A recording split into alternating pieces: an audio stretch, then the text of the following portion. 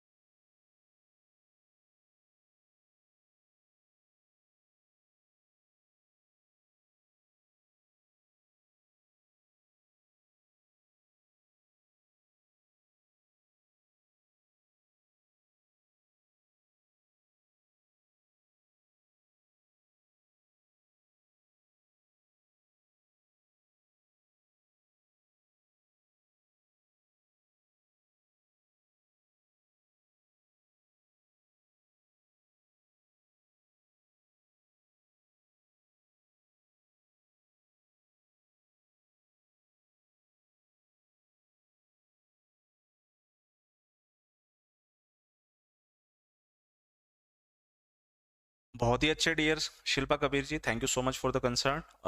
Very good evening dear Rajesh, Ram Ram ji, Sikandar. तो बच्चे, last जो टॉपिक हमारा हुआ था ज्वालामुखी और चट्टान वाला टॉपिक हम लोगों ने पढ़ा, और चट्टान वाला टॉपिक हमने खत्म कर लिया। आज जो हम चलेंगे ज्वालामुखी पे चलेंगे। ज्वालामुखी की कुछ चीजें हम लोगों ने पढ़ ली, कुछ बेसिक चीजें हम लोगों ने पढ़ ली कि जब ज्वालामुखी फटता है तो जो मैग्मा है जब ऊपर की तरफ आता है तो वो कब गाढ़ा होता है और कब गाढ़ा नहीं होता, मतलब वो अम्लीय कब कहलाएगा और अक्षारीय कब कहलाएगा। इसके लिए उसमें सिलिका जो मिलती है उसका होना जरूरी है। सिलिका ज्यादा है तो वो अम्लीय हो जाता है, सिलिका कम है तो क्षारीय हो जाता है। जितने भी चट्टान गहरे रंग में मिलेंगे आपको समझ जाइए वो क्षारीय है। यानी ऐसे चट्टानें जो लावा के ठंडा होने से बनी हैं, अगर वो गहरे हैं, काले हैं, डार्क हैं, तो समझिए उसमें खनिज लवण ज्यादा है। और जो हल्के हैं रंग में, तो उनमें वो एसिडिक हैं, वो गाढ़े ज्यादा थे, एसिडिक हैं, और उनमें खनिज लवण बहुत कम मिलेंगे। तो ऐसी कुछ बेसिक चीजें हम लोगों ने पढ़ी। फिर जाते जाते हमने देखा कि जब ज्वालामुखी फटता है तो जो मुंह है उसका, उसे हम क्रेटर कहते हैं। लेकिन जब ज्वालामुखी बार बार फट रहे होते हैं तो जो माउथ होता है वो, उसकी जो साइज होती है वो काफी बड़ी हो जाती है, तो जिसको हम लोगों ने कॉल्डेरा का नाम दिया था। तो क्रेटर और कॉल्डेरा में क्या डिफरेंस है, वो सिर्फ और सिर्फ साइज का फर्क है, वो हम लोगों ने देखा था। अब हम जब चलेंगे तो जहां कल हम लोगों ने छोड़ा था वहीं से हम स्टार्ट करेंगे। इस टॉपिक पे हम लोगों ने खत्म किया था, हमने देखा कि क्रेटर और कॉल्डेरा की जो आकृति होती है वो तो या तो कीपाकार बोलोगे या शंकु आकार बोलोगे। और फिर नीचे मैग्मा का जो चेंबर है जिससे वो मैग्मा ऊपर की तरफ आता है, जब वो भर जाए, ठंडा हो जाए, तो वो ब्लॉक हो जाएगा। ऊपर पानी बरसने की वजह से वो समय के साथ झील में परिवर्तित हो जाएगा। ऐसे झील को हम क्रेटर झील कहते थे। और भारत में एक झील है लोनार झील, वो भी एक क्रेटर झील है। लेकिन ये ध्यान रखना है कि क्रेटर दो वजह से बनते हैं। एक क्रेटर ये है और दूसरा क्रेटर है उल्का पिंड के गिरने से खड्डे जो निर्माण हुए और उसमें जब पानी भर जाता है समय के साथ, तो वो भी क्रेटर झील ही है। तो लोनार झील वो क्रेटर झील नहीं है जो ज्वालामुखी के माउथ पे है, वो क्रेटर झील है जो उल्का पिंड के गिरने से जो खड्डे बने हैं उसमें पानी का डिपोजिशन हुआ, तो वो क्रेटर झील है। यहां तक की कहानी हमारी थी। अब हम यहां से आगे बढ़ते। अब सर एक बात बताइए कि ये जो एक वर्ड होता है जिसे हम कहते हैं गीजर, और एक वर्ड होता है जिसे हम कहते हैं हॉट स्प्रिंग्स।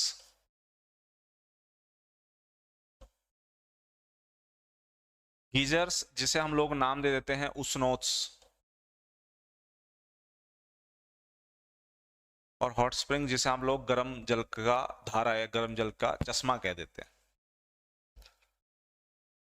अब सर ये गीजर कहाँ मिलते हैं,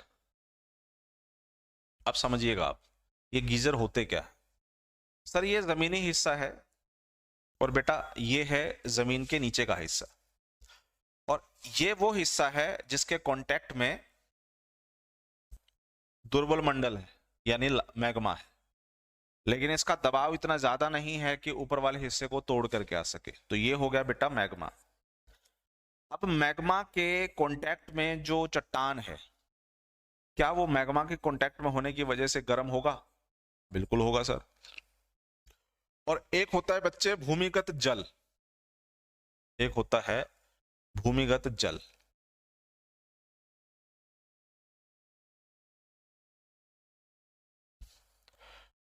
सर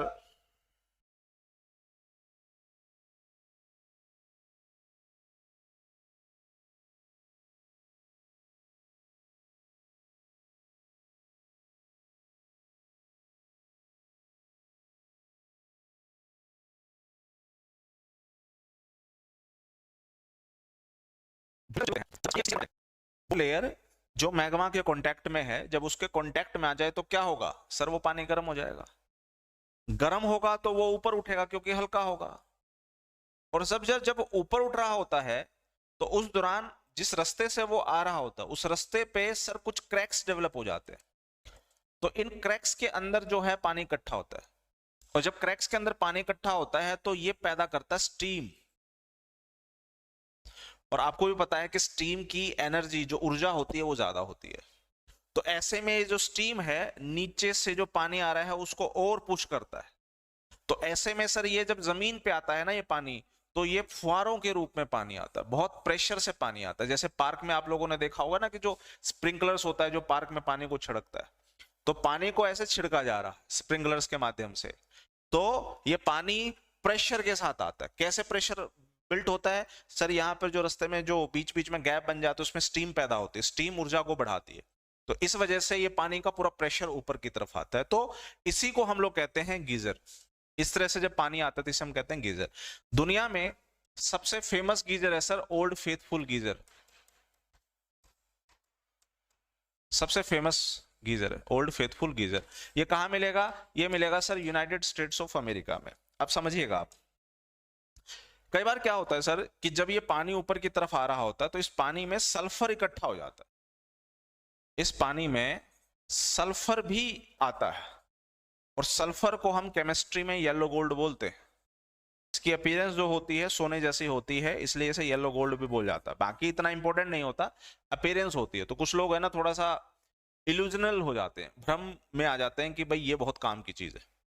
तो सल्फर जब पानी के साथ आता है तो क्या होता है कि पानी के साथ आसपास के इलाके में सल्फर फैल जाता है। तो बेटा आसपास का इलाका कैसा दिखेगा आपको? फिर पीला दिखेगा सर। तो बस काम चल गया। इस पीलेपन की वजह से इसका नाम पड़ा है येलोस्टोन नेशनल पार्क।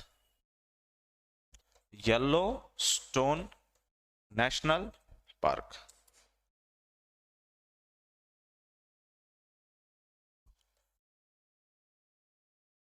कहानी समझ में आ गई? जहां पर यह नेशनल पार्क है येलोस्टोन नेशनल पार्क, उसी नेशनल पार्क में इस गीजर का नाम है ओल्ड फेथफुल गीजर। यह समझ लीजिए कि दुनिया के सबसे ज्यादा जो गीजर हैं उसमें maximum geyser United states of America में इस ओल्ड फेथफुल गीजर में मिलता है। सबसे मतलब दुनिया में सबसे ज्यादा जो आपको गीजर मिलेंगे, आप ये कहेंगे sir old faithful geyser United states of America, इसके साथ साथ आप नाम ले लेंगे न्यूजीलैंड का, इसके साथ साथ नाम ले लेंगे आप आइसलैंड का।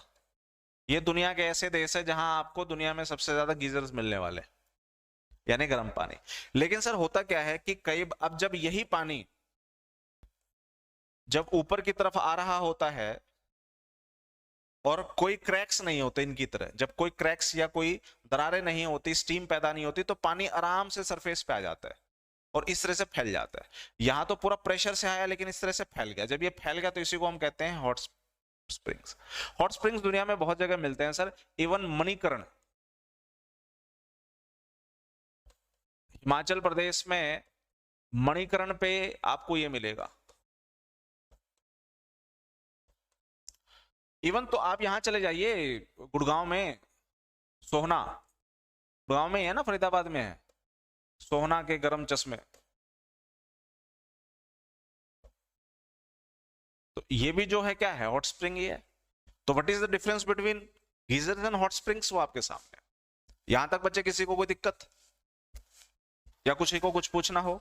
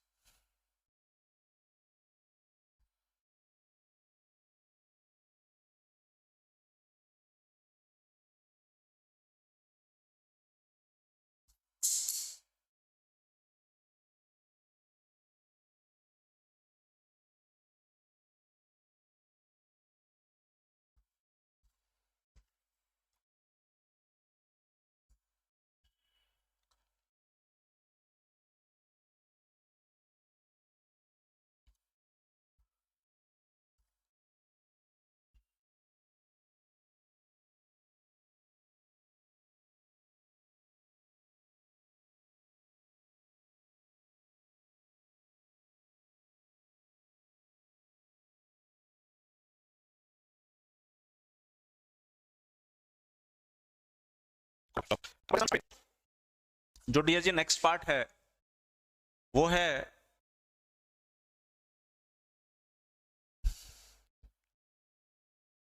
इंग्लिश में तो बोलते हैं हम लोग फ्यूमेरोल्स, हिंदी में बोलते हैं धुआंरे। आप समझिए बच्चे, ये एक ज्वालामुखी है और ये ज्वालामुखी समय के साथ फटता है। तो ऐसे में सॉलिड, लिक्विड, गैस तीनों ही माध्यम से ज्वालामुखी बाहर आता है। नीचे की तरफ जो है वो है मैग्मा चैम्बर, जिससे मैग्मा बाहर आता है। हमें कैसे पता चलेगा कि ये जो ज्वालामुखी है ये मर गया? मतलब सर, मतलब ये कि जो ज्वालामुखी होते हैं उनको हमने 3 श्रेणियों में बांटा हुआ है, 3 टाइप्स में, 3 प्रकार में बांटा हुआ है। तो एक ज्वालामुखी वो ज्वालामुखी होता है जिसको हम सक्रिय ज्वालामुखी के नाम से जानते हैं, एक्टिव वोल्केनो। एक ज्वालामुखी वो होता है जिसे हम लोग सुप्त ज्वालामुखी के नाम से जानते हैं, और एक ज्वालामुखी वो होता है जिसे हम लोग मृत ज्वालामुखी के नाम से जानते हैं। समझिएगा, सक्रिय ज्वालामुखी का मतलब ये होता है कि जो पहले फटे हैं, मतलब भूतकाल में फटे हैं, पीछे अगर मैं इतिहास में जाऊं तो पता चलेगा कि मुझे वो फट रहे थे, लेकिन वर्तमान में भी फट रहे हैं, पहले भी फटे हैं और आज भी फट रहे हैं, तो वो हो गए सक्रिय ज्वालामुखी। लेकिन वो ज्वालामुखी जो पहले तो नहीं फटे लेकिन आज, सॉरी, जो पहले तो नहीं फटे लेकिन भविष्य में फटेंगे, ये भविष्य की बात है, भविष्य में फटेंगे। जो पहले भी फटे भविष्य में भी फटेंगे वो सक्रिय है।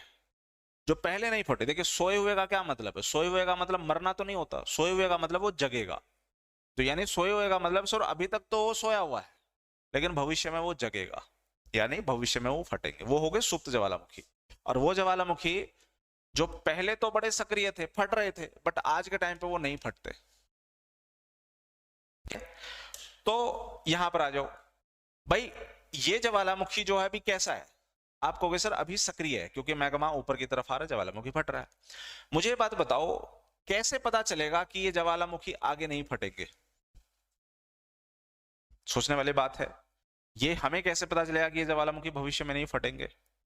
भाई हम अंदर तो जाके देखेंगे नहीं कि नीचे मैग्मा है कि नहीं है। भाई नहीं फटेंगे इसका मतलब साफ है कि सर मैग्मा चैम्बर से मैग्मा खत्म हो जाएगा। सूरज भी तो मरेगा ना एक दिन, ये भी मरेंगे, ये भी खत्म होंगे। किस दिन खत्म होंगे? जिस दिन मैग्मा खत्म हो जाएगा। लेकिन सर हमें कैसे पता चलेगा? फिर भी इसका तापमान तो ज्यादा रहेगा, हम किसी को उल्टा तो लटका नहीं सकते कि जाके नीचे देख क्या मैग्मा है कि नहीं है। अगर ऐसा होगा तो रस्सी भी जाएगी, बंदा भी जाएगा, और फिर हम कहेंगे कि अच्छा बंदा था, और फिर हम अपनी मूर्खता पे रोएंगे।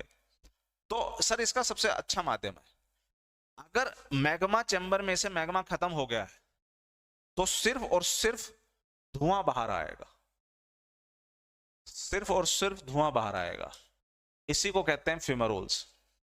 और जब सिर्फ और सिर्फ धुआं आता हुआ दिखे और कुछ ना लिक्विड कोई चीज आ रही है, ना कोई ठोस चीज आ रही है, सॉलिड आ रही है, सिर्फ धुआं बाहर आ रहा है, समझ जाओ मैग्मा चैम्बर में से मैग्मा खत्म। इसका मतलब ये ज्वालामुखी जो पहले फटते थे अब नहीं फटेंगे, मतलब ये ज्वालामुखी क्या हो गए, डेथ हो गए। तो इसका मतलब जो धुआंरे होते हैं वो सक्रिय ज्वालामुखी का अंतिम चरण होता है।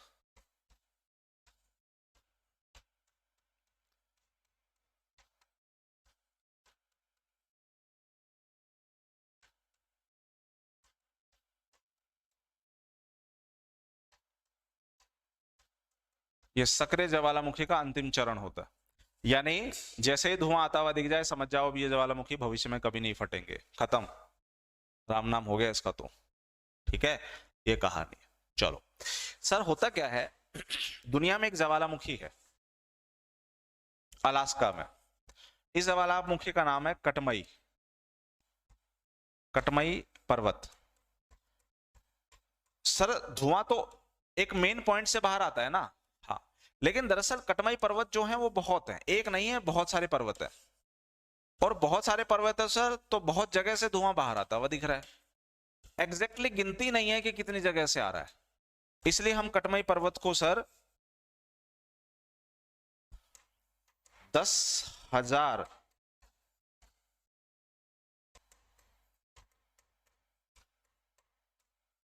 धुआरों की घाटी के नाम से जाना जाता है।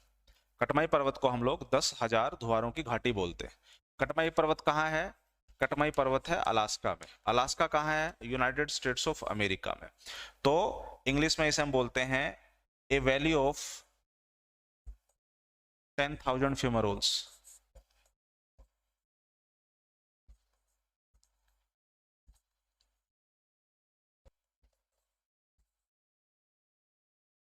हजार धुआरों की घाटी, वैली ऑफ 10,000 फ्यूमरोल्स, हजार धुआरों की घाटी। तो ये हो गए भैया आपके फ्यूमरोल्स, यानी जहां जहां आपको फ्यूमरोल्स दिखे, धुआं हटता दिखे, समझ जाओ अब ये ज्वालामुखी मर गए, डेथ कर गए। तो सर जब हम सक्रिय ज्वालामुखी की बात करते हैं तो नाम लीजिए कोई कि कौन कौन से ज्वालामुखियों को हम लोग सक्रिय ज्वालामुखी में लेके आते हैं। सबसे पहले तो बच्चे एक ज्वालामुखी है जिसको हम लोग कहते हैं एटना, ये एक सक्रिय ज्वालामुखी है। दूसरा जो ज्वालामुखी है उसका नाम है एल्बर्स।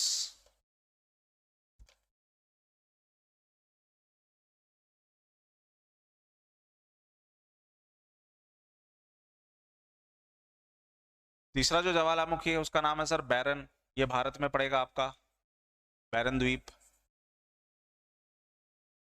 चौथा जो ज्वालामुखी है सर वो है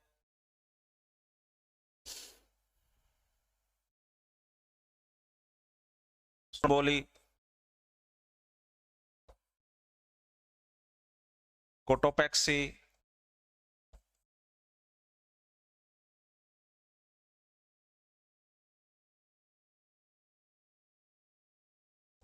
ओजास,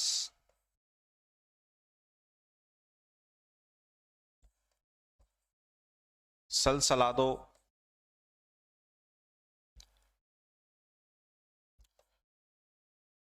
पिनाटुबो,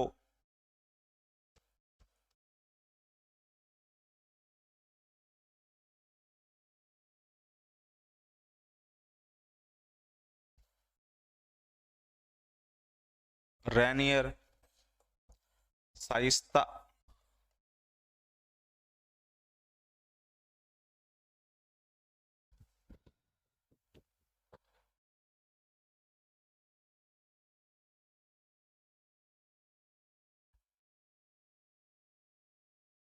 मौनाली,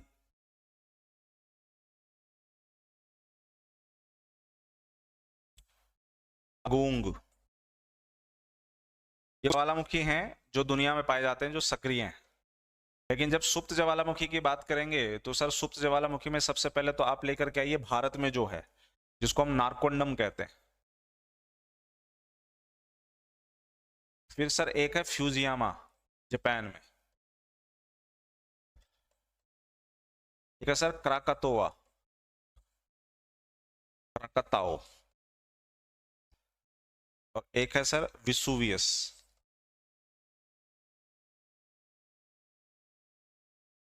और वो ज्वालामुखी जो मर गए, इसमें एक तो है सर केन्या, नाम से पता चल रहा है कि किस देश में होगा। एक है किलिमंजारो,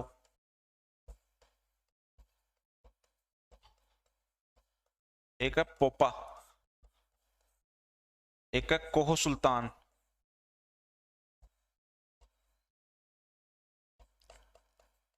एक है देवबंद, एक है चिम्बारोजो।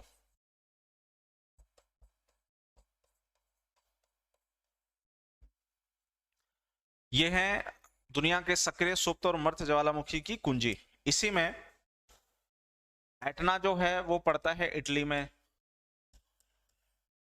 एल्ब्रुस जो है वो पड़ता है अंटार्कटिका में। अंटार्कटिका में देखो एक ही है और वो भी सक्रिय है। बैरन द्वीप पड़ता है अंडमान निकोबार में।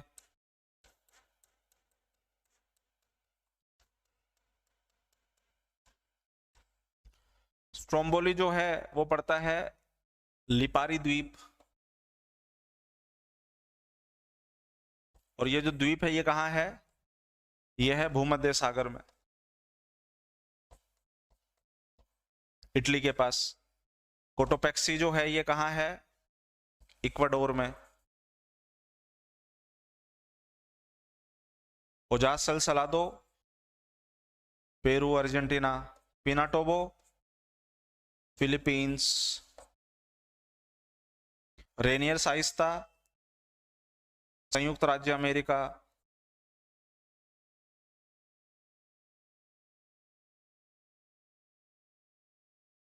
मौनाली हवाई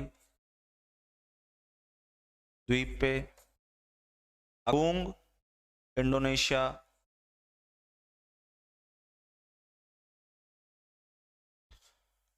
नारकोंडम कहाँ है? अंडमान एंड निकोबार द्वीप समूह में। फ्यूजियामा कहाँ है? जापान में। कराकतोआ कहाँ है? इंडोनेशिया में। विसुवियस कहाँ है? इटली में। केन्या और किलिमंजारो दोनों, केन्या तो सर केन्या देश में ही है जो अफ्रीका में पड़ेगा। किलिमंजारो जो है ये तंजानिया में है, अफ्रीका। पोपा जो है ये म्यांमार में है। कोहन और देवबंद जो है ये ईरान में है। चिम्बारोजो जो है ये इक्वाडोर में है। क्योंकि अभी हमने जो एग्जाम्पल देखा कटमई पर्वत का, ये भी तो मर गया ना, तो कटमई जो है अलास्का, इसको भी मर्त में लेकर के आओ।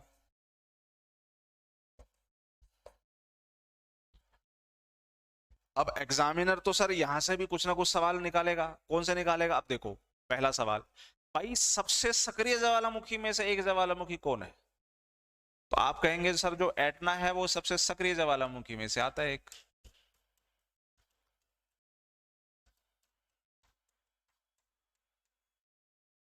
ओके, फिर हमसे सवाल पूछा गया कि भूमध्य सागर का प्रकाश स्तंभ किसे कहते हैं? अब भूमध्य सागर में कौन सा ज्वालामुखी है? स्ट्रोम्बोली। तो स्ट्रोम्बोली को भूमध्य सागर का प्रकाश स्तंभ भी कहते हैं।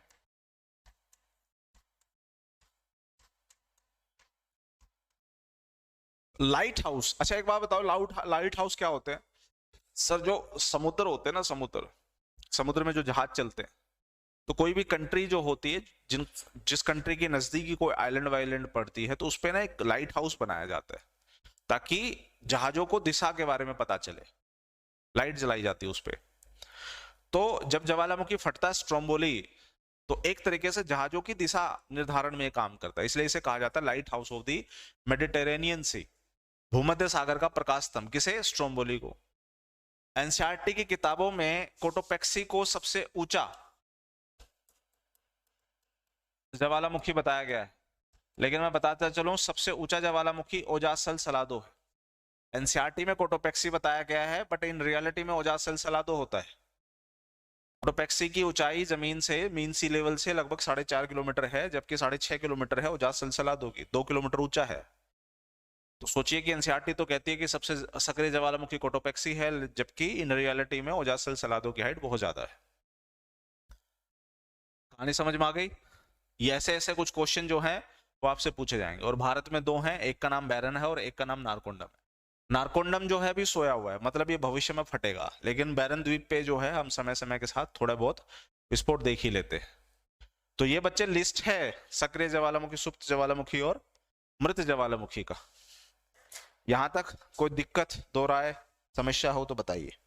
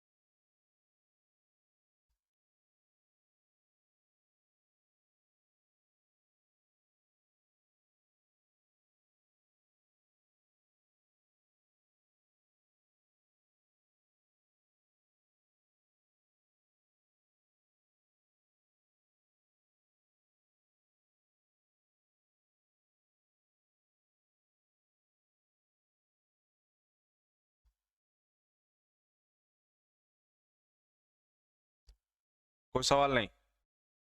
चलो, तो डियर जी इसके साथ ही हमारा जो ज्वालामुखी वाला जो टॉपिक है वो हो जाता है खत्म। अब हम चलते हैं नेक्स्ट टॉपिक पे। नेक्स्ट टॉपिक है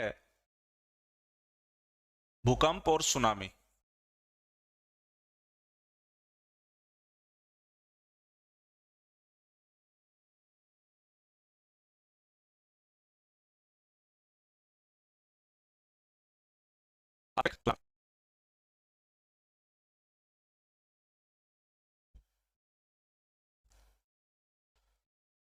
sir, A lake in India made by tectonic process. बेटा वो जो ऊपर की तरफ आपको जो दिखेगा ना पेंगोंग शो, टेक्टोनिक प्रोसेस से ही बना हुआ है। जो आपको हिमाचल, ये लद्दाख में जो आपको देखने को मिलेंगे वो टेक्टोनिक प्रोसेस से ही बना हुआ है। इंडियन प्लेट धक्का मारी थी यूरेशियन प्लेट की तरफ। शायद ये मैंने आपको बताया भी था जब हिमालय हम बना रहे थे।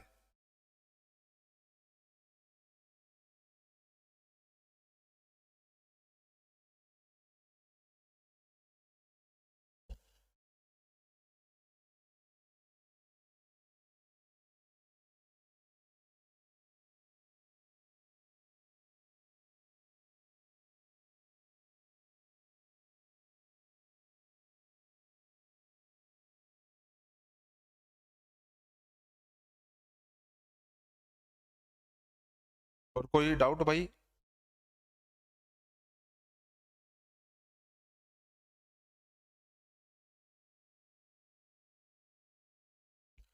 ओके, चलो। सर आपने सबसे बड़ा ज्वालामुखी कौन सा बताया था? सेट में वूलर था। वूलर भी है भाई।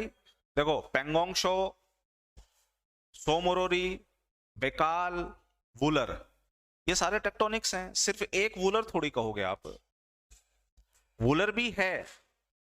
झेलम रिवर से जब झेलम रिवर डाइवर्ट हो गया और वूलर जो झील बनी, that is also tectonic lake. लेकिन पेंगोंग शोर, सोमोरोरी जो आपको लद्दाख में देखने को मिलेगा वो भी टेक्टोनिक्स ही है। और एक लेक बेकाल जो दुनिया की सबसे डीपेस्ट लेक मानी जाती है वो भी टेक्टोनिक है। सिर्फ वूलर अकेला नहीं आता। हाँ, उसमें उसमें एग्जाम्पल में आपको ये देखना है कि क्या वूलर के साथ पेंगोंग शोर, सोमोरोरी भी दिए गए हैं क्या। लेकिन अगर नहीं दिए गए तो वूलर पे जाना है, अगर उन दिए गए हैं तो फिर सिर्फ वूलर नहीं हो सकता। वो देख लेना कि एग्जामिनर ने क्या सवाल पूछा है। सबसे बड़ा ज्वालामुखी, सबसे ऊंचा ज्वालामुखी, सबसे जब बड़ा नहीं बच्चे, सबसे ऊंचा ज्वालामुखी। बड़ा क्या होता है? सबसे ऊंचा ज्वालामुखी होता है सबसे हाईएस्ट पे, ओजाज सल सलादो पेरू।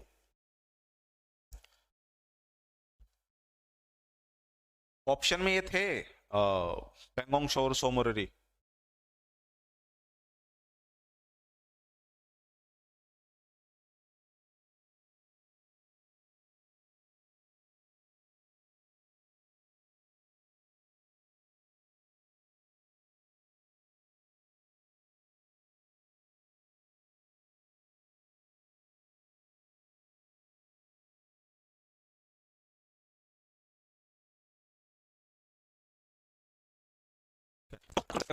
हिस्सा और ये है पानी का हिस्सा। नीचे एक प्लेट है जिसके बीच में कोई कंपन पैदा होगी। कैसे? याद कीजिए, या तो वो प्लेट आमने सामने से आकर के टकरा रही है यानी कन्वर्जेंट है, या वो प्लेट एक दूसरे से दूर जा रही है तो झटका लगेगा जिसे हम डाइवर्जेंस कहेंगे, या फिर वो प्लेट ऊपर नीचे की तरफ खिसकेगी। तो सर प्लेट की कोई भी मूवमेंट हो, अच्छा वूलर ओनली था ना, हाँ तो ठीक है, फिर वूलर आ जाएगा भाई, अगर वो भी ऑप्शन होते तो वो भी आ जाते। नमस्कार डियर पलक। तो ये हो जाएगा ट्रांसवर्स।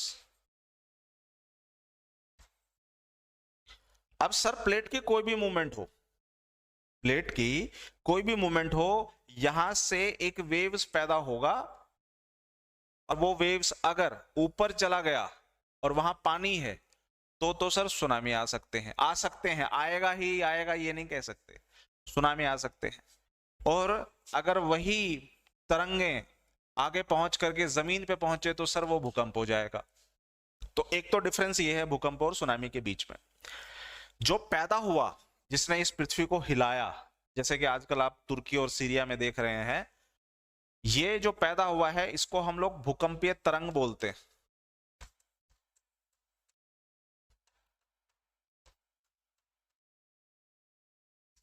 अब सर जहां से ये भूकंप तरंग पैदा होता है उसको हम केंद्र बोलते हैं,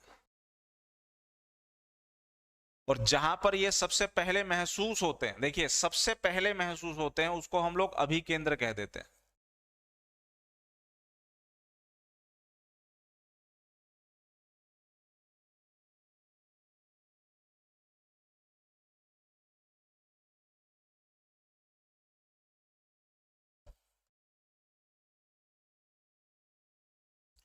जहां सबसे पहले महसूस हो उसको हम अभिकेंद्र या फिर एपिसेंटर भी बोल देते हैं।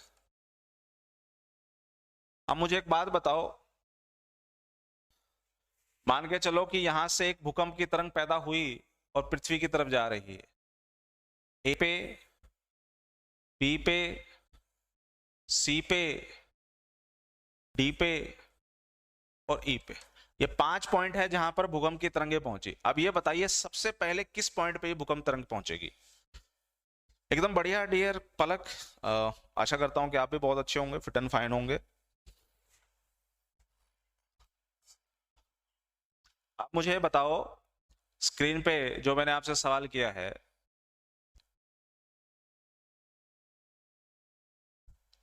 कि सेंटर से, केंद्र से भूकंप की तरंग पैदा हो गई, ए से लेकर के ई तक ये भूकंप की तरंगे पृथ्वी के अलग अलग हिस्सों पर पहुंची, तो सबसे पहले कहां पहुंचेगी?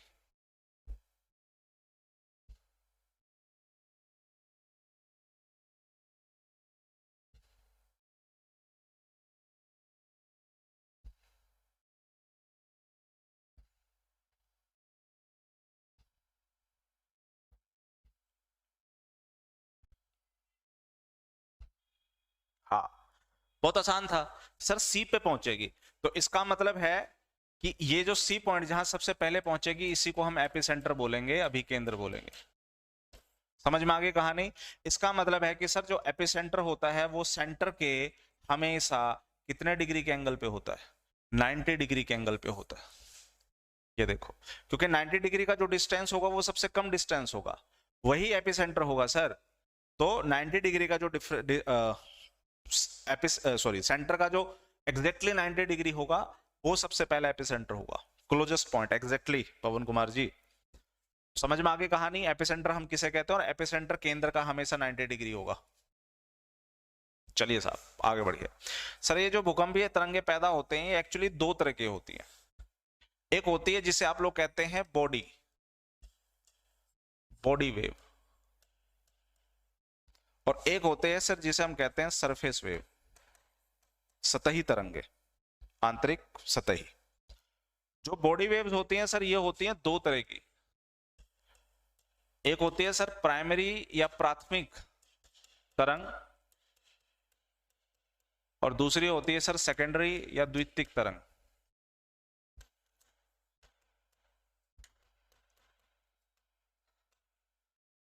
और सरफेस वेव जो होती है ये होती है टर्जरी, या फिर इसे लव वेव भी बोल देते हैं।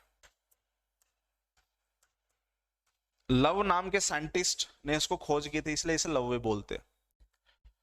तो तीन तरह के हमारे पास बॉडी और सरफेस वेव में तीन तरह की कैटेगरी बन जाती है। पहला सवाल, सर इसे प्राथमिक क्यों कहते हैं? क्योंकि सबसे पहले यही पैदा होती है भाई। और इसे सेकेंडरी क्यों कहते हैं? क्योंकि सर जब प्राइमरी पैदा होती है उसके पैदा होने के साथ सेकेंडरी पैदा होती है। मतलब सेकेंडरी वेव्स तब तक पैदा नहीं होगी जब तक प्राइमरी वेव पैदा नहीं होगी। कैसे सर? अरे देखो बेटा, ये टिकट काउंटर पे खड़ा है बंदा, टिकट ले रहा है पठान मूवी का, ठीक है। उसके पीछे भी एक बंदा बैठा हुआ है, हाउसफुल शो चल रहे हैं, सारे के सारे लाइन में लगे हुए हैं। आखिरी का व्यक्ति सर जो काफी खुन्नस में है, टाइम हो गया है, टिकट उसको मिलने के आसार लग नहीं रहे, तो आखिरी का वाला जो व्यक्ति है उसने अपने आगे वाले व्यक्ति को धक्का मारा, गुस्से में था, धक्का मार दिया। धक्का मारा, भीड़ बहुत है, कॉम्पैक्ट बहुत है, तो सर आगे वाले को धक्का लगने का मतलब है कि वो धक्का लगते लगते लगते लगते सबसे आखिरी वाले पॉइंट पे लगेगा जो खिड़की पे खड़ा है। और इसको धक्का लगेगा तो जाकर के खिड़की में इसका माथा लगेगा, यहाँ छोटा हिमालय निकल सकता है। ये व्यक्ति वापस उठेगा, बोला कि तूने मेरे को धक्का मारा, ये अपने पीछे वाले व्यक्ति को धक्का मारेगा, और ये धक्का लगते लगते लगते लगते लगते आखिरी व्यक्ति को लगेगा और ये गिर जाएगा नीचे। ये फिर उठेगा और ये फिर धक्का मारेगा। तो देखिए वेव्स, वेव्स समझ रहे हो? वेव्स चलनी शुरू हो गई, वेव चलनी शुरू हो गई। तो ये जो वेव्स हैं ये वेव्स हैं प्राइमरी। तो सर ये जब ये वेव्स चल रहे हैं तो इसमें जो सबसे बीच वाला व्यक्ति है वो बड़ा तंग है, चाहे इधर से धक्का आए चाहे उधर से आए, ये बेचारा पिस गया।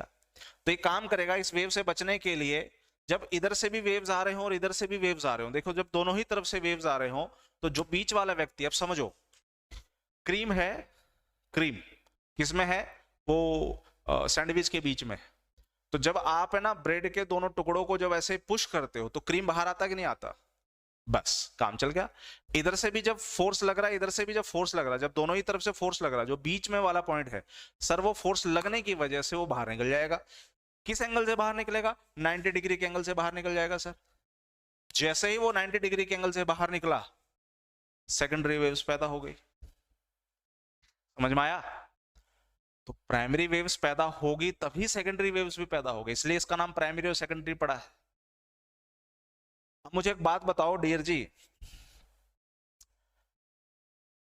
ऐसा होता है क्या जैसे कि एक टुकड़ा ले लो आप पत्थर का, ये ले लो, ये है पत्थर का टुकड़ा, बड़ा टुकड़ा भाई, छोटा नहीं है। आप इस पत्थर के टुकड़े पे ये वाला जो हिस्सा है इस पे हथौड़ी से आप वार कर रहे हैं,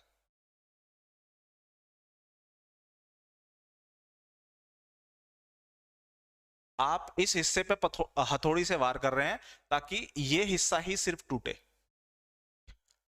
है ना?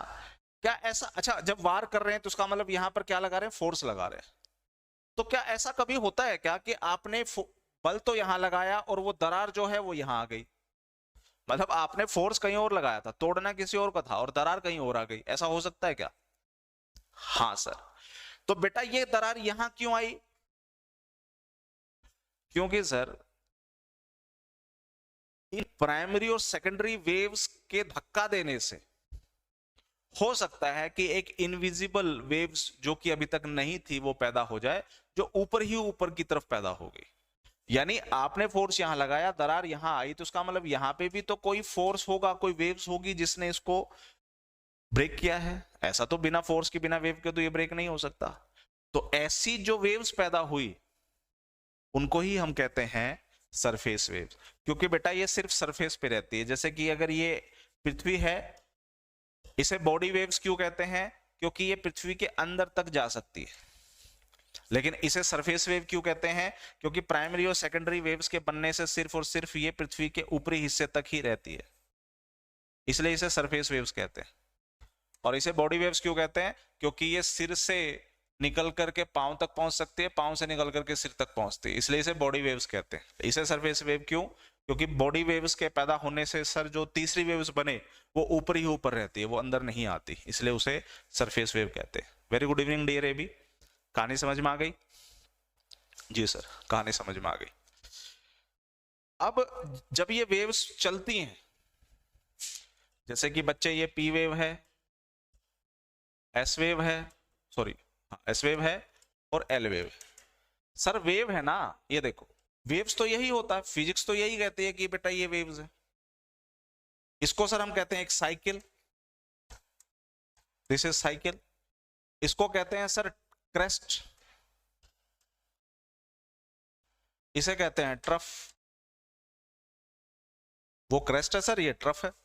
ठीक है सर, आपकी ड्राइंग बहुत अच्छी है, thank you so much Shilpa Kabir ji, आपकी भी हो सकती है। करत करता अभ्यास थे जड़मती होत सुजान, रसरी आवत जाते शिल्पे पलत निशान। खेल सारा प्रैक्टिस का है।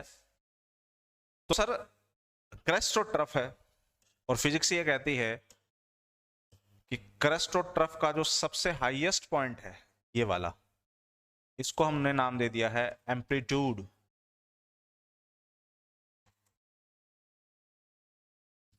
जिस वेव का एम्पलीट्यूड जितना ज्यादा होगा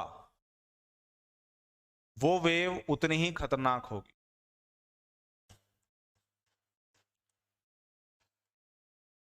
जिस वेव का एम्पलीट्यूड जितना ज्यादा होगा वो वेव उतनी ही खतरनाक होगी। पी वेव को देखो भाई, एस वेव को देखो और एल वेव को देखो। जब पी वेव चलती हैं तो इसकी जो स्पीड होती है लगभग 8 किलोमीटर पर सेकंड होती है। एस वेव की जो स्पीड होती है लगभग 5 किलोमीटर पर सेकंड होती है। लेकिन जो एल वेव होती है उसकी स्पीड 3 किलोमीटर पर सेकंड के आसपास होती है। तो अब आप मुझे ये बात बताइए कि इनमें से कौन सी वेव सबसे ज्यादा खतरनाक है?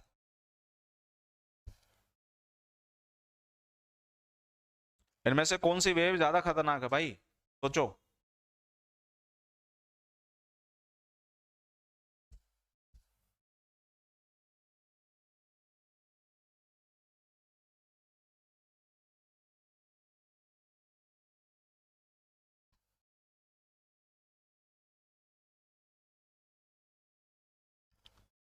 अब ये मत कह देना कि सर पी वेव ज्यादा खतरनाक है। मैंने क्या बताया आपको कि जिसका एम्पलीट्यूड ज्यादा होगा वो उतनी खतरनाक होगी।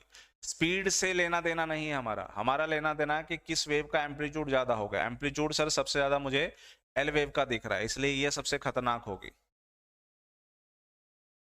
क्योंकि ये वेव जो है ये काफी उबड़ खाबड़ रहती है। एल वेव अगर आ गई है तो उसका मतलब नुकसान ज्यादा है। तो ये जो सीरिया में आप देख रहे हैं this is L wave, surface wave है ये, दिस इज सरफेस वेव। ठीक है जी सर, क्लियर।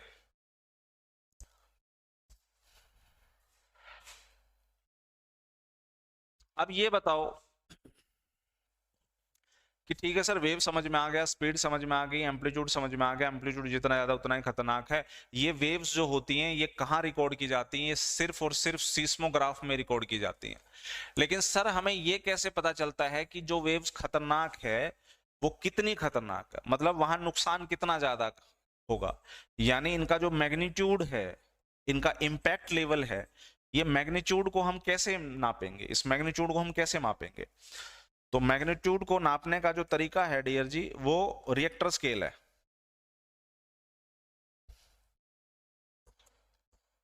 मैग्नीट्यूड्स को नापने का जो तरीका है, नुकसान को नापने का जो तरीका है वो है रिएक्टर स्केल। इसे रिएक्टर पैमाना कहते हैं। रिएक्टर पैमाना बच्चे स्केल के ऊपर, जो रिएक्टर पैमाना होता है इस पे 0 से लेकर के 9 तक की रीडिंग होती है। 0 से 9 तक और बीच में 5। ठीक है, अब देखो 0 से 9 तक पैमाना होता है रिएक्टर पैमाना का, और दुनिया में सबसे ज्यादा इस्तेमाल रिएक्टर स्केल का ही होता है। अब फिर से एक सवाल है, क्या हुई वो वेव्स, कोई ए शहर है और कोई शहर बी है, इन दो शहरों में ये भूकंप की तरंगे पहुंच गई। रिक्टर स्केल पे ए शहर में जो भूकंप आया था उसकी रीडिंग 4 थी और बी शहर में जो भूकंप आया था उसकी रीडिंग 6 थी। Intelligence bureau assistant central intelligence officer में एक सवाल पूछा गया आपसे कि दोनों शहर में जो भूकंप आया है, दोनों शहर के भूकंप के मैग्नीट्यूड में, इंटेंसिटी में, उनकी तीव्रता में जो रेशियो का अनुपात है, जो जो मतलब इंटेंसिटी का रेशियो है, तीव्रता का अनुपात है, वो कितना है? पहला ऑप्शन 2 और 3, 3 और 2, 1 और 10, 1 और 100। बताइए क्या आंसर होगा? ये एग्जामिनर ने असिस्टेंट सेंट्रल इंटेलिजेंस ऑफिसर में सवाल पूछा गया था।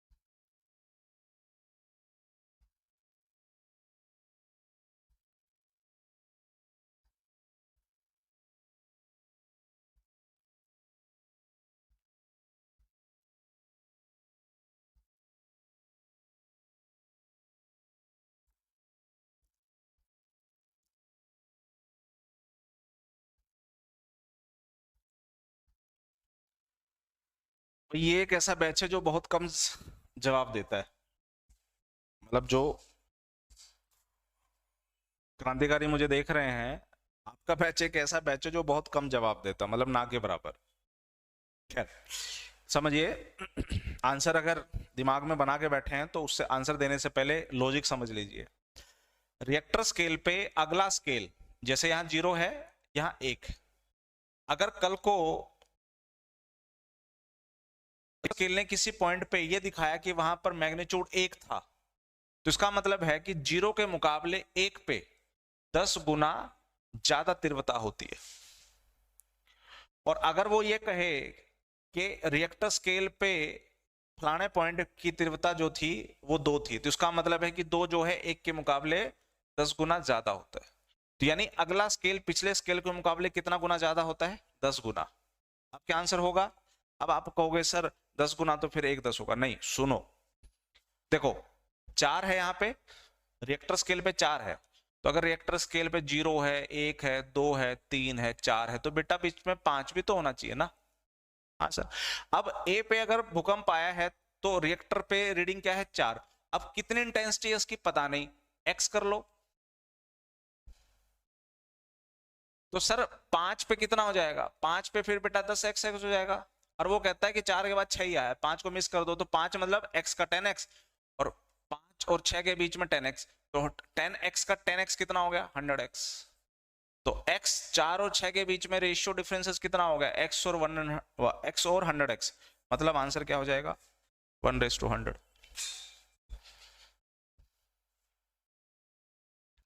समझ में आ गई कहानी? ये है। अब सर ये मैंने 5 क्यों लिखा है यहाँ पे?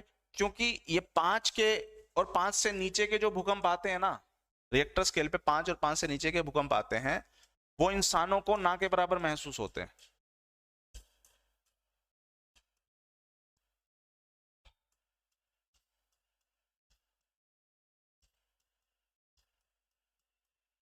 वो इंसानों को महसूस नहीं होते।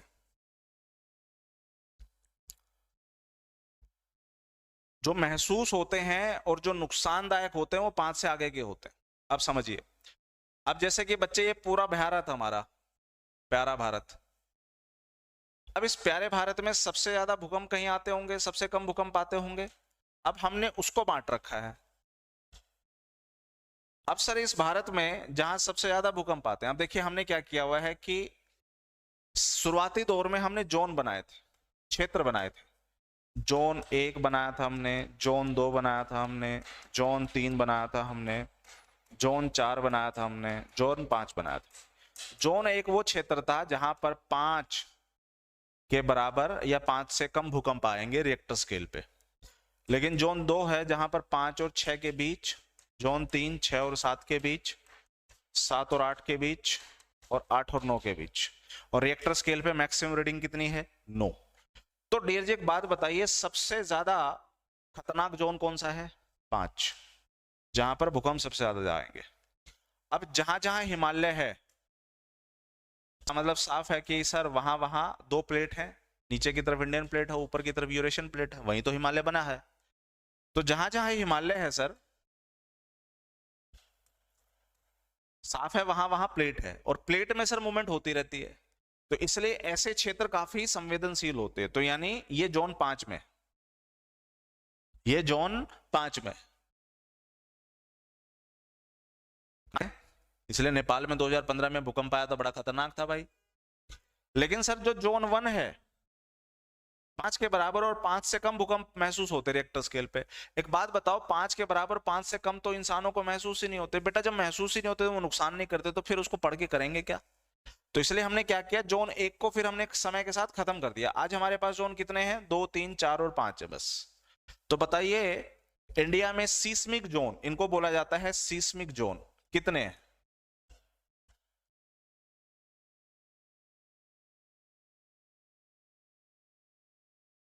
आपके भारत में भैया जो सीस्मिक जोन है वो कितने हैं? क्या आंसर करोगे? 1 2 3 4 या 5? सर 4 हैं। 2 3 4 और 5, सिर्फ 4 ही है। एक तो हमने खत्म कर दिया। तो डियर जी यहां तक किसी बच्चे को डाउट है तो पूछिए, वरना आज की कहानी को यहीं खत्म करते हैं। कल हम मिलेंगे सुनामी के साथ, सुनामी वाले टॉपिक को क्लियर करेंगे।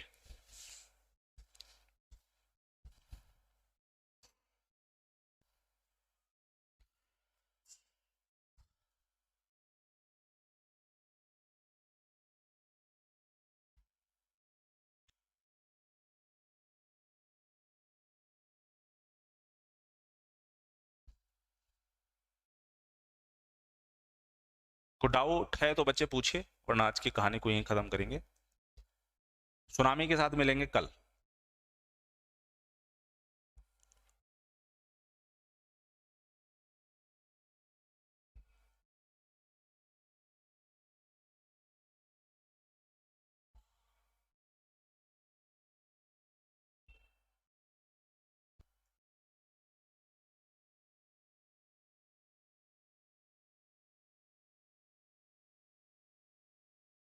चले, कोई डाउट नहीं है तो ठीक है, मिलते हैं ब्रेक के बाद। Bye bye.